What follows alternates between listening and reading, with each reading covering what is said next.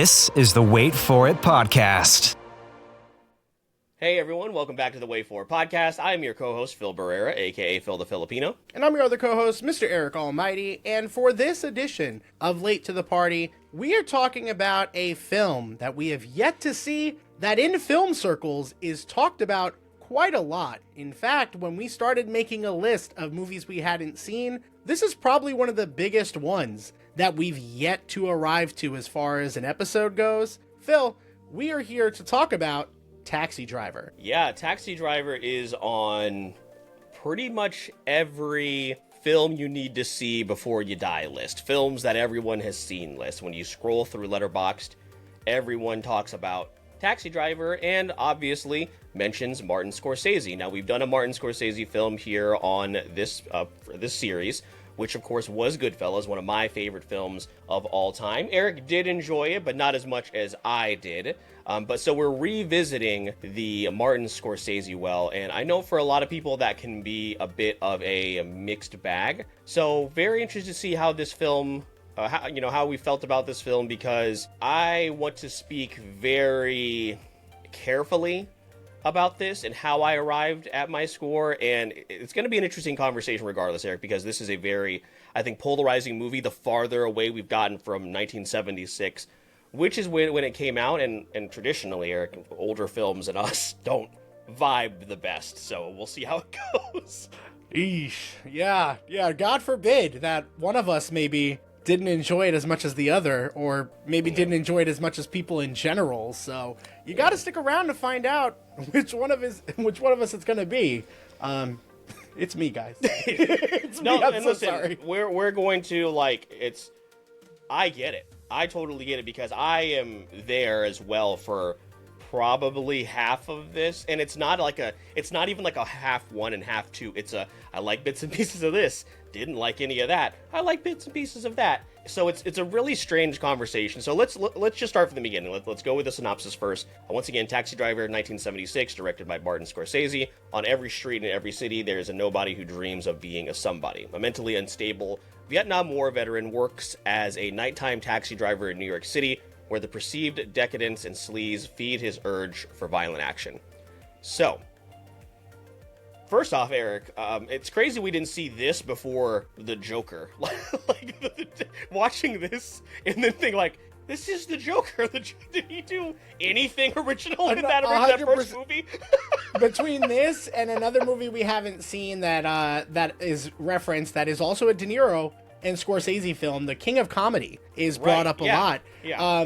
From what I've seen Todd from Phillips that, do anything original? Respectfully, from what I've seen clips of from that film and now watching Taxi Driver, I get the complaints. It's gonna be tough to hear my opinion and also know that despite the fact that this movie, in mine and everybody's eyes, Joker, has fallen off a bit with time and aging, I still like it as a film. I still can't deny that I enjoyed Joker. So I'm just gonna have to live with the fact that I know that Joker is a clear ripoff of now these two films, one of which we've seen, and one of which that I didn't enjoy nearly as much. So I'm putting that precursor out there. You can save your comments. I get it. I can't defend myself. Yep. So this is very much a film bro movie. It's a film that is for people who have studied this craft, who understand the meaning of shots that we cannot comprehend, and that is okay. So I want to start off by saying this is not going to be like our typical episode. We cannot go, here's the good, here's the bad. It's just not structured that way. It's just impossible to do so. So this film is not for everyone. And if you're not going to really dive into, or if you have no understanding of kind of specifically when it comes to displaced veterans, if that's not a thing that you're really entrenched in or have an understanding for, then you're really going to just break this down to a film of a guy who is just lonely and pretty probably mentally ill, who becomes very, very violent over time. And you'll just think about how much of it reminds you of the Joker. So that is why I wouldn't be able to recommend this to anybody. And I'll be upfront with you, Eric, even though I know my score is higher, it's not a movie I want to watch again either. So this is going to make for a really complicated conversation. Yeah, and I think it's going to be important to understand where our ratings come from. I get made fun of all the time that a certain rating of mine means I don't like a movie. And I'm going to be honest, I'm around that point. We'll talk about what my actual score is because upon sleeping on it, Phil saw this today as of recording. I saw this last night as of recording. This movie is extremely fresh on our minds on purpose. We're recording this like a month ahead. As well. We're getting really ahead on our content. Congratulations to us. This is why, because we're going to need some time to craft our thoughts and also make sure that when we do these episodes, they are fresh on our mind. They're planned out. And with this plan in mind, let's talk about the film from top to bottom. This film is a film from the 70s. So, we're going to talk openly about the plot. If you have not seen Taxi Driver, this is not the episode to find out why you should or shouldn't watch it. We're going to talk freely about it. And Phil, I do want to at least start with the biggest positive, which is Robert De Niro. Like, the performance for what the character is excellent. Like, Robert De Niro, you talking to me? Like, I didn't know that's what this was from. Did you? I didn't either. I didn't know. I knew it was a pop culture moment. I've seen De Niro with the mohawk, and I've seen that clip. So, again, it was really fun to watch in that aspect. It's a lot of everything else. It's a lot of everything else with this movie that I have a problem with. It was crazy seeing him that shredded too. I was not familiar with Robert De Niro's game from the 70s. Oh, for sure. For sure. I didn't know he was ever that big. So yeah. When did Goodfellas come out? That was 1990, so it was like 14 years later. So he was already like older and established. So like I never knew he looked like that. Yeah, and he was pairing with Scorsese the way Leo is now. Like, he was pairing with Scorsese a lot back in that time frame. It's crazy to see. But yeah, ultimately what it comes down to for me is just the movie really hinges on De Niro's performance, which is why I think a lot of people like it so much. Jodie Foster's also in this. And for what we do get out of her, not bad. She's 12 in this movie. So there's that as well. Outside of that, Phil, I really can't name any other standout performances, and at times I don't even know if I like the dialogue very much. So I don't really have a lot positive to say, but my score is going to reflect very focused on De Niro's performance and how his performance at least kept me interested somewhat throughout the film. Yeah, it's very, and I very intentionally wore this shirt for this episode because I know this character. When it comes to Travis, there are a lot of comparisons when it comes to, the main character of American Psycho. And there is a reason, Patrick Bateman, there's a reason, why I don't go parading that I'm a fan of Patrick Bateman. And I'm not a fan of Patrick Bateman in the things that he does. I'm a fan in Christian Bale's performance of Patrick Bateman. And I think there are a lot of people that feel the same way about Travis Bickle. And I know that a lot of people feel the same way because I did a little bit of a deep dive and watched some videos, and there are plenty of comments of people saying that they understand how Travis feels, they relate to him, but I also saw, the more encouraging comments were like, I related to this person and I saw the problem in that. So this film is very much one I think is incredibly relevant today. So I would recommend it to a specific audience in hope that they learn something positive, not that they find Travis Bickle some sort of hero or idol for them. That I think is what makes this maybe a little bit of a dangerous watch in 2025, knowing where we stand now. And listen, there are a lot more people that are way more credited to talk about something like this than we are, but we can talk about it from a standpoint that we are men. And that we do know that there is a mental health crisis when it comes to just being open about your feelings and feeling lonely. And I already alluded to, being a veteran, and I'm from a military family, and how those people are displaced. There's a lot of themes going on here that are very uncomfortable and lead to an uncomfortable place. And I can see how, the story that Scorsese crafted, I see how we got there. But Eric, there's just a lot of nothing going on. In between, it's a lot of nothing, but there is something there. It's fucking polarizing. It's all over the place. I don't know. Polarizing is a word that you could use. Listen, if you relate to this movie, I do think there is a problem here. I do think if you relate to this movie at all, really, it is kind of an issue because I don't want to be the guy that's like, this movie's spreading this type of propaganda and like trying to make things happen. But this movie did also inspire a real life assassination. Right. You know what I mean? And like, that's Yeah. not surprising. And I hate to keep bringing up Joker, but because that movie is essentially a ripoff of this one and people complain about it in the same way, I don't think Joker did that. I didn't feel that way in Joker, personally. A lot of similar beats happened, but I thought more was fleshed out as to the whys of the character and some of the background of the character. Also, having the Joker IP worked for me in that movie. So again, it's a different situation in that sense. I can only judge this character based off of what the film gave us. And like, this character is kind of treated like a martyr by the end a little bit, right? Like, I just don't know how you see Like the end Joker. of the movie. Like Joker. But that's what I mean by Joker had the IP behind it. Right. To kind of if you put defend him that in a move. mask and you put him in paint and you add Gotham City instead of New York City, Yeah, then we're and- looking at this differently. Because he's playing a villain. This is a Yes. real person, Yep. a real person who's just kind of an evil, crazy piece of shit. Mental health aside, that is what is happening here. This person's a bad person. And there's no redeemable qualities at all. You think there is with the 12-year-old hooker, but not really. Not when you kind of dig a little bit through and you kind of see, are your intentions that pure? Are you really the savior here? It doesn't really feel like that's the case. So there were a lot of moral things that took me out of the movie. And for a film like this, if the score is amazing, which I know some people are going to say it is, I don't think it was. I think sometimes it was a little bit too cheesy and like a little over the top in moments. The violence moments were a little over the top. The score at times was good, great even, and then also over the top. And then the cinematography, I don't think is anything to write home about. It's hard to say that though for a movie that came out in the 70s. So I'm trying to respect the time. I don't want to say I love Scorsese as a director, because I think when I go over movies I've seen, I'm very half and half. I'm a little iffy on his movies compared to other people. But like, I guess I just expected more with the name attached to it. And I thought that that would carry the gaps of this movie to where even if I didn't morally like the character or the way the plot was going, I could at least, as a film bro, look at the movie objectively and say, oh yeah, but it was like perfectly crafted. Did you feel that way, Phil? How did you feel about the other filmmaking elements that we typically talk about when it comes to Taxi Driver? I definitely like the score more than you, but it's also something, like you said, that, or like I mentioned earlier, that I don't really have the intent of going back to. I am always going to be a fan of New York City as a character itself, just because there are so many different ways to explore New York. There's still, even all this time later, it's still very much this kind of like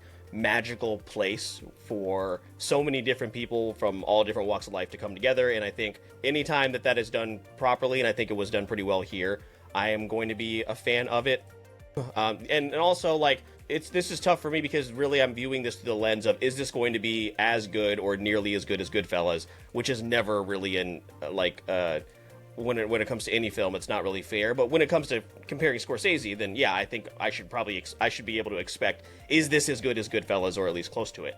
And it was not for me. So yeah, the other parts of this, that are being explored, when that kind of did speak to me, was finding some sort of feeling like your work doesn't matter, or feeling like you're in a job where you're literally, in his case, in Travis's case, just driving around in circles, and also having to spend time with people that he hates. He hates everyone. So like you said, like there's no redemption, there's no redeeming quality to Travis Bickle. And I do agree that if especially now, in where we are at currently, just society-wise, if you find some sort of solace in this character, that's a problem, man. That is an issue that you need to look into. So that's why I hope that if somebody were to watch this for the first time all these years later, like we did, we're able to identify those issues. So yeah, it's a very interesting it's a really interesting discussion. I really would love to break this down with somebody that has like an understanding of these older films, because for us, like we have talked about, it's been a mixed bag, and I want to be able to understand these films better than surface level without necessarily having to do a deep dive. That would be nice. But yeah, it would be it would be very selective as far as who I would suggest this to in a modern day watch. I'd agree with that.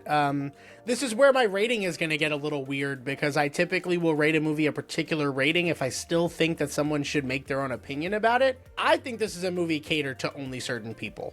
If you felt related to this film or this character or this plot, I can understand that. But like Phil, the reason I didn't really have any like feeling like that, I think, is because there wasn't enough of a how we got here. Like, we just are, the actions are just being taken. Like you're saying, he didn't like the people he worked with.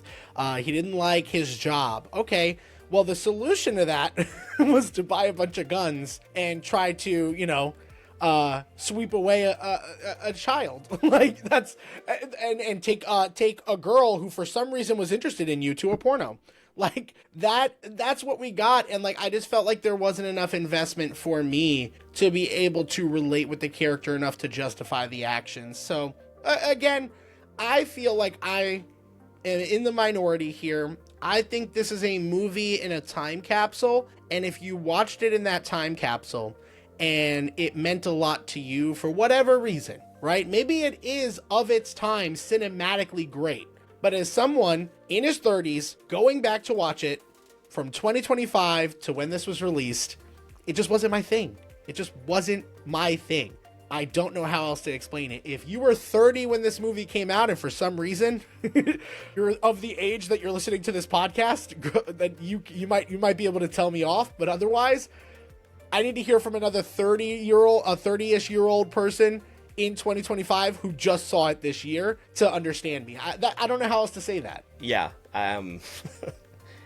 it's weird, man, because my score is going to reflect positively because, like I said, I did find value in the themes and value in watching the film now, and it being kind of used as, especially with Travis Bickle specifically, being used as an example of why we need to do better and where the problem lies in a lot of things, specifically when it comes to mental health. We've had the benefit and the extreme blessing of having people in our life, specifically a lot of very strong women who have encouraged us to be open, and this is the opposite of that. Like, this is what happens when, there's a very toxic attitude going on, not towards just women, but just society in general. So again, a lot more qualified people to discuss that than us here, but still, this is what this series is all about, just visiting these films that people hold in this high regard and kind of try and get an understanding of, like, what is it that draws the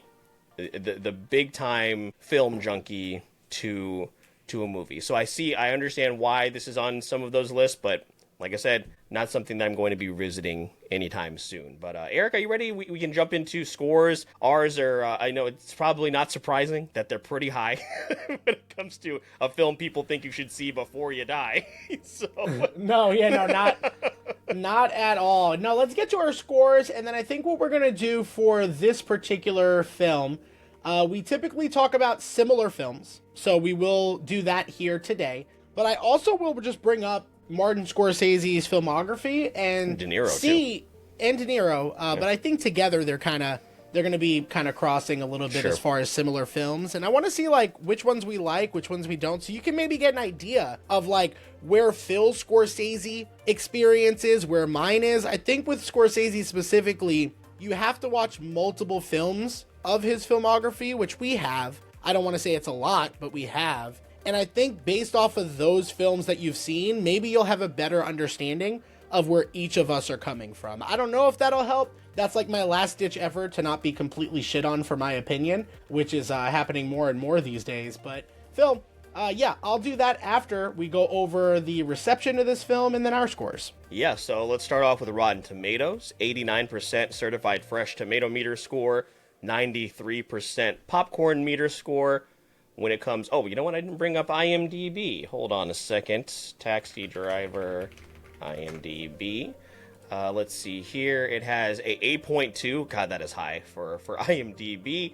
And over on Letterboxd, no surprise there, a 4.1 out of 5 rating on Letterboxd. For me, I gave this a 3.5. It started off as a 3. I moved it up just a little bit after doing a little bit of a deep dive into it and getting a better understanding of the themes, and also rewatching some scenes as well under a different lens. You shouldn't have to do that for a movie. I will admit that. But I gave it a 3.5 because I do feel like, again, a lot of the things that were discussed and that were mentioned here did resonate with a lot of stuff that's going on now, and a lot of stuff that, I think a lot of people have thought about when it comes to just where they fit in terms of all of this. So 3.5 for me. Eric, where'd you land? Yeah, so I have been accused of listing a movie that I do not like at a 3.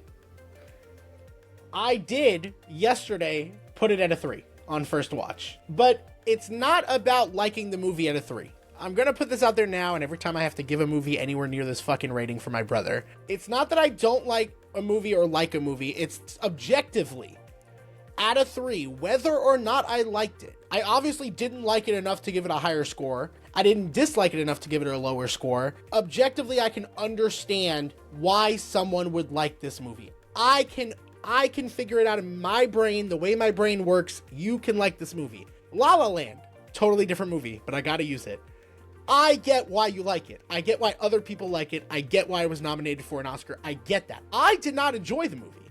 I have a lot of things against it, but I do know the cinematography is very good. I do know that the choreography is very good. Emma Stone, Ryan Gosling, while I didn't like their chemistry in that more than like Crazy Stupid Love, their chemistry is undeniable. There are things I can call out. A lot of things that I can say objectively I like. I don't feel that with this movie, and that's not to say that my opinion, my subjective opinion here makes it objective, but because I could get, like, if somebody said this is a perfectly filmed, like, you probably have more experience than me. I had to take my personal feelings into play a little bit more on how I felt about this film, and all that to say, my final score I'm giving it is a 2.5. I couldn't quite give it a 3, because while I could understand where you're coming from, like, you could recommend this to the right person, I don't see very much redeemable about this movie. And we've had harsh opinions before. If you've been with the podcast, our Akira opinions. We know that movie was generational. The Shining, we're infamous for. We know that movie is generational. I can say objectively that I get why people like those movies too, but there's something extra behind it that made me dislike the movie to a point that I'm pushing that objectivity to the side. And that's my score, is a 2.5, Phil. Down from a 3 yesterday. I slept on it, and I not only have no desire to not see this movie, I also have no desire to talk to anybody about this movie, if I'm being honest. And a lot of the scores that are closer to where you have it are newer, are from like 2020 on. And I think that speaks volumes. Even a person who also gave it a 3.5 this is a very scientific review. The movie y'all constantly nutting over. So that kind of gives you an idea of how people were feeling. I did read a couple reviews that stood out to me. This guy said the score and the cinematography were excellent, but the rest I don't know. I truly wish I liked this more than I did. Want to be a film bro so bad, but it's just not working out. Right. He gave that a 3.5. Someone gave this a 4, but their comment was Paddington 2 is out on DVD. I saw that one. My brother would be fucking mad. Here's one I think that probably aligns with this is a 2.5. We get it. It's objectively good. I don't know. But I had absolutely no interest in Travis as a character and no interest in the thriller as it progressed. I think Men Are So Boring. Good day. 1-star review. At this point, I think you all force yourselves into liking this, because what the fuck? Yeah. that's the review. Yeah. The most poignant one from 2021, half star. I don't ever want to be anywhere near men who claim this as their favorite movie. So there you go. Sames. Yeah. Same. Red flags galore. Yeah, it's unfortunate. I'm open to listening to people why they like it, but like I am gonna judge you a little bit as a person. So again, that's where my rating came in. Is like, I think it would depend on why you enjoy it. For me, for sure. If someone comes to me and be like, that Travis guy, man, they're like rubbing their hands together like plankton. Get away from me, man. Back up, man. But again, if you Don't enjoy it in yeah, like the guy. I did laugh. Yeah, but anyway, let's talk about some Scorsese films, Eric, and also De Niro. What do you got? Yeah, So sticking with Scorsese to start, obviously, so these are the highest average ratings on Letterboxd of movies, some of which I know you've seen, some of which I've seen. And we'll kind of do a little mini more like this to start. Like, if you've seen it, let me know if you like this better. Goodfellas, obviously, I already know you like that more. That's like one of your favorite films of all time. The Departed is a movie that we've wanted to watch. Mm-hmm. It is on our list. The King of Comedy. I have wanted to watch that. Yeah. I have wanted to watch that. Raging Bull, another De Niro film with Scorsese. Wanted to watch that. Yep. The Last Waltz. I've never seen that. Casino. That seems like something you would have watched. I haven't seen it. No? Okay. No. Shutter Island. I did watch that. Yeah. I enjoyed that. Shutter Island is Underrated, maybe. Mentally just a chore, but I would for sure watch Shutter Island. Truthfully, I wouldn't watch either one if I had a choice. That's crazy. But if I had to go, well, no, just because of like how fucked up Shutter Island is, you gotta be like in a mood. But I would certainly watch Shutter Island first. Yeah, that's understandable. There's After Hours, which I have not seen. George Harrison, Living in the Material World. Haven't seen that. Killers of the Flower Moon. My Voyage to Italy. Pretend It's a City. It's Wolf of Wall Street. I enjoy that film. Mm-hmm. Phil has not seen it. It's one for Late to the Party. That's crazy. Goodwill, baby. But like, I just named a ton of movies. Have you seen Gangs of New York? I have not. Nope. Okay, so the real question is, like, again, I've only seen a few Scorsese films, and the other ones that I have seen, Goodfellas, Shutter Island, The Wolf of Wall Street, I do like them. They're positive scores. I didn't like this one. Phil, it seems like you might not have as much Scorsese viewing as I thought you don't. did. I thought really, when looking at these, they're all films that, like, remember we wanted to see Killers of the Flower Moon in 2023. We just never got to it. And it's also, isn't it also 3 hours long?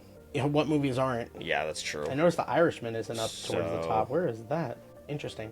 Yeah, but no. So that's Scorsese's filmography. Again, I don't claim to have watched a lot of his films. And that's what I'm saying. I think you have to know how much of someone's Scorsese viewing they've seen, because maybe I don't have an appreciation for his filmmaking right now. Maybe I need to see more films. But Phil, obviously The Godfather comes up with Robert De Niro. You have Goodfellas. I remember watching Heat, like, way back in the day. I don't know that I've seen Heat. I think it was good. Yeah. It wasn't anything that left a impression on 4.3. me. Yeah. These are the highest average ratings on his movies that I think we might have seen or heard of. Once Upon a Time in America, I didn't see that. The Deer Hunter, A Bronx Tale. Yeah, a lot of films here I don't think that we have seen Silver either. Linings. I mean, he's a supporting character in Silver Linings Playbook. Yeah, but maybe if I change it to popularity, obviously Joker. Yeah. As well, Jackie Brown. I haven't seen Shark American Tale. Hustle. Stop. It is the out of popular films on Letterboxd. It is the 14th film. That's upsetting. I don't want to talk about it anymore. I didn't see American Hustle, but he's in that. Limitless. Meet the Fockers. Why'd you skip The Intern? I think you know. The Intern's a good movie.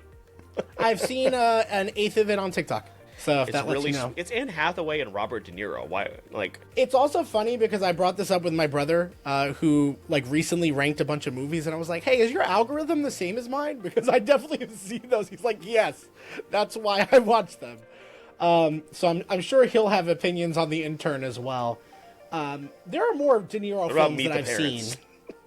I've definitely seen way more De Niro. I've seen Analyze This. Did you see Dirty Grandpa? I'm tired of this, Grandpa. I forgot he's in Machete. I did too. But anyway, yeah, I've definitely seen him in more films, but out of popular or highest ranked, there are definitely more that we could have seen. When we talk about similar films to Taxi Driver, I'm going to name off a couple films, Phil, that you've either heard of or I know you have watched. What is this one? Okay. So would you rather watch this or Joker? We're just going to start with the easy one. Joker. Okay. Yeah. Have you seen Fight Club? No. Felinda gets very upset because it's like one of her favorite movies. Yeah, more people are going to get upset with you as well. Yeah. I would prefer Fight Club. No Country for Old Men I would prefer. I don't believe you have seen it, but you have seen American Psycho. American Psycho. Absolutely. Yeah. Okay. I'm wearing an American Psycho t-shirt. Could you imagine if I said no? Taxi Driver. That would have been crazy. Taxi Driver or The Dark Knight. Garrett, come on. Keep moving. You haven't seen Once Upon a Time in Hollywood. I personally enjoyed that a little bit more than this. Both kind of boring. Drive with Ryan Gosling, 2011. We haven't seen that one. We talked about it. Did we? To do on this, yeah, but you had already seen it. Yeah, I've seen it. Did you ever watch The Machinist with Christian Bale where he gets like really skinny? I have not, no. Yeah, I know what you're talking about, though. Yeah, I enjoyed that. Scarface. Scarface is stupid, but it's a fun time, man. It's a fun movie. That's really it that I think you might have seen. I'm going to go to IMDb and see what is here. I will say in this area, I feel like I do have a little bit more viewing experience than you do. Django Unchained? Or did we talk about you haven't seen that? No, I've seen Django. Would you prefer Django? Yeah, but like by default. I mean, Django is another one of those I don't think has aged very well. I still like it. I think Leo's performance is still iconic. Yeah. Yeah, that's pretty much it, Phil. If we want to talk about... that one was all over the place. Sorry, guys. We kind of added a little wrinkle there. Next time we'll be more organized. But I will tell you that where this film ranks in my late to the party list is at 29 out of 35 ranked on Letterboxd. It is behind Tucker and Dale versus Evil, which objectively is not better than Taxi Driver. I get that, but I did rank that out of 3. And then The Menu, which is a movie that I was more disappointed in. We are in the minority for The Menu. For sure. Maybe upon a rewatch, I'd give it a 3. So, again, the bottom of my list, other than Lego Ninjago, is questionable. I will read the bottom of my list from 29. Taxi Driver, The Menu, Akira, Scott Pilgrim vs. the World, Shin Godzilla, and The Shining. Like, objectively, I understand that. Subjectively, I hate them more. Yeah. Lego Ninjago. Why the fuck is that here? That is a bad movie. Yeah. So, Phil, where did it end up on your list? It's number 22 for me, right behind The Adventures of Tintin and in front of Spirited. It is also before Tucker and Dale versus Evil. Yeah, but I also gave it, a higher score than you did. So, number 22 for me. Yeah. So that's where we landed, guys. And that's really all I have to say on the matter. Like, I don't think this is going to turn out very well for me, but it is what it is. Yeah. This is one I'm going to just say, like, even if I was to rewatch it, I don't know that I'd enjoy it any better. I do think it's a little bit of a slog to get through. I'm glad that I watched it for the sake that this is one of those all-time classic films that people bring up, and I can say I have watched it, but I'm dreading that I then have to follow up I've watched it with I didn't like it. Yeah. If you were going to recommend a Scorsese film, like if you were a big-time Scorsese fan and you were to recommend this before some of the others, that would seem questionable. Like there's so many more on this list that I feel like I would enjoy more aside from the ones I've already seen. So, that would be an interesting suggestion for sure. And maybe a little telling about you as a person. Just so you know. I'm just saying. We don't normally judge, but we will. Not to point fingers. But yeah, hey, everyone, thanks for joining us for this episode of Late to the Party. If you'd like to find any of the rest of this series, make sure you check the Linktree link in the show notes of the this and each and every episode. You can keep up with us a few different ways. You can head on over to all of our primary social media pages, which include Instagram, TikTok, our growing Discord page. We do upload videos over on YouTube, and we are streaming a lot over on Twitch, which has been a whole lot of fun. And we're planning on doing even more over there. If you want to support the show, you can tag us on social media, let us know that you're listening, let other people know that you're listening, and head over to Apple Podcasts and Spotify. Give us those 5-star reviews. All of that is so beneficial to the life of a podcast and gets more eyes on the show as well. But if you're finding yourself wanting to maybe have a few more perks when it comes to the show and become one of our infamous Weight Watchers, Eric will let you know about that before closing us out. Yeah, so maybe you didn't like our take on Taxi Driver, but there might be another film out there that you really like, and you want to support the show because, I don't know, you like our personalities or something. Well, you could go do that on a platform like Patreon, where patrons of the show are supporting us every single month with their subscriptions. Shout out to Briar, Stefan, T3 Cato, Vintage Macaroni, Corey from The World Is My Burrito, and Nick Casbaro, the author of the Vitellarium series, who is the previous episode to this podcast. Make sure to check that out. All of them, your support is much appreciated. And if you want to join them for behind the scenes or early access to episodes like this one, plus much more. Make sure to check out our Patreon and support us there. But all the free stuff works too, joining our Discord, visiting us on a stream, liking our comments, commenting, listens, engagement, etc., etc. All of that, much appreciated. With that all being said, my name is Mr. Eric Almighty. That is my co-host, Phil the Filipino. And please don't forget, we release new episodes every Wednesday for the podcast. And all you have to do is wait for it.